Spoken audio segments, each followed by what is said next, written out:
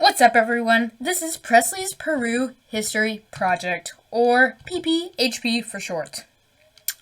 This project will be going over the main history and the civilizations that have lived in Peru throughout its existence. Let's get started. Let's start off with the basics, of course.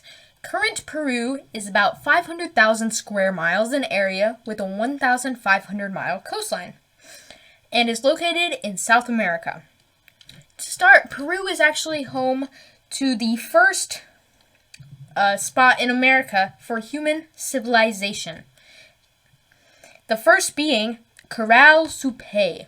This civilization had little art but made these weird monoliths that showed up everywhere. Next came the Chavin culture, which made art. They ate beans and potatoes. They were just a basic civilization. Next came the Nazca culture. They were known for their geoglyphs, or carvings in the wall, but there was one downside. They did human sacrifice. So I can't really show that, but you know what I mean. Then came the Moche. The Moche were expert craftsmen, but I don't know if you can consider this a downside or an upside. They worship a spider god. So yeah. And they also did human execution, so yeah. Then came the Timor. The Timor were good with metal and also had a capital called Chichen, which was one of the biggest cities in all of South America. But even with one of those biggest cities comes a downfall. The Incas. The Incas came and conquered the Timor tribe. The Incas were ruled by Manco Cápac, who was supposedly the son of the sun god, and everybody believed him, so we're just gonna go with it. Then came Pachacuti, who expanded the Incan Empire majorly. Look at this before and after result. So at that time, Spain was just now getting to South America, in which they wanted that land. And they were led by Francisco Pizarro. And Peru didn't want to give up that land. But inside their state, they had a disease going around. So they were in no way right condition to fight. So the battle happened, Spanish versus Peru. Spanish easily won. Not a single Spanish person died in that war. Over 2,000 Incans were killed, but not a single Spanish person.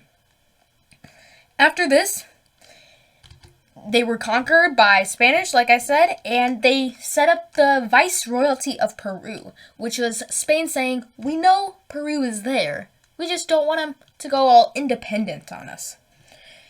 The Spanish also set up many cities and economies that helped Peru strive. But people didn't like one thing about that thing, and that was the government. Nobody liked the government. So, Tupac decided to fight back against the government. Wait, no, not that Tupac. Tupac Amaru II. That Tupac decided to fight back. But Tupac died. And Peru was able to get independence after that, surprisingly. After that independence, though, they wanted land. So, what did they do?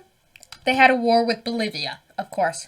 But when they're greedy, they lose.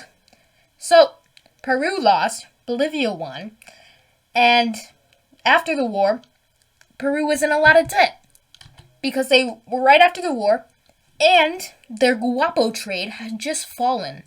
They had just ran out of guapo. Then Peru was like, man, we got the debt, but we want land.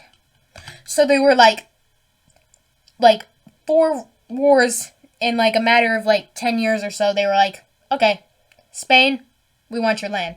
Chile, we want your land. Colombia, we want your land. Ecuador, we want your land. They just wanted land. And after the wars, it was back to normal, with multiple presidents since then, including this one.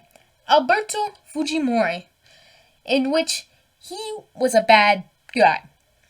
There was a bunch of corruption happening in Peru at the time that he was a part of, but he didn't want the secret to get out to the public, so he tried to cover up by only going forward and talking about the good things happening in the country and not addressing any of the bad things, in which, since he was a part of all the corruption, he was later arrested.